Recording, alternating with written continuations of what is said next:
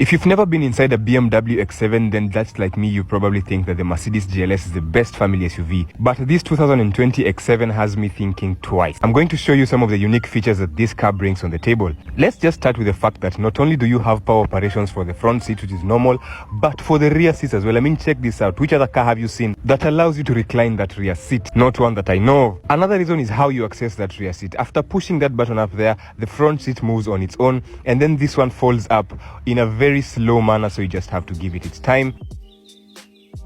And once that's done, you can unfold that third row by pushing the buttons just behind those rear seats, and then they unfold as slowly as well. The third row is a whole topic of discussion because it has ambient lighting on its own, cup holders, individual speakers, an airbag, air vents up and down, as well as a sunroof on their own. Yeah, I don't think Mercedes has a comeback for that. It is also child carrier seat compatible. Wow. Another reason is how much control the driver has in this car. By pushing that button, the second row can move out of the way, so it can give easier access of the rearmost row. Talk about convenience. It has a very premium Harman & Kardon speaker system for very quality music. The steering wheel has a very nice design to it. It has buttons for cruise control as well as controlling this infotainment screen, which has a very nice display and can also be controlled using this dial at the bottom, covered in very nice crystal, same as the gear selector.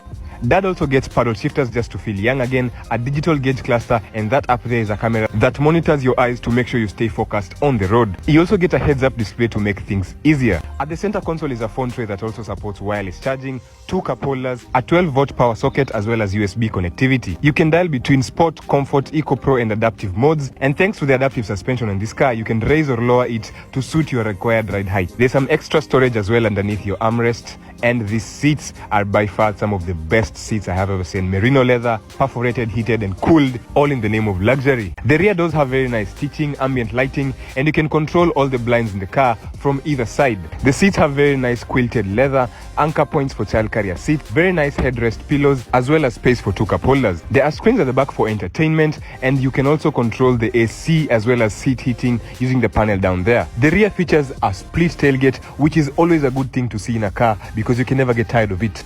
You have a space underneath to fit your spares, as well as a very nice load cover, and the space is enough to fit everyone's luggage even with the rear seat up, and you can also operate them from back here. Of course, it has soft close doors just so you don't wake up your children, as well as a powered tailgate. The spec on this is xDrive 35D, and that means it has a 3-liter inline-6 turbo diesel engine. It has some very nice bracing at the front, and this engine is actually quite economical. However, for reliability, I'll give it to Mercedes. Very many blind spot cameras assist with parking, and this front design is too aggressive for a family car. The headlights are very special because they have something called BMW laser technology, which does a good job at lighting up the road, but good luck replacing it. Very nice and sharp LED fog lights at the front, and a very nice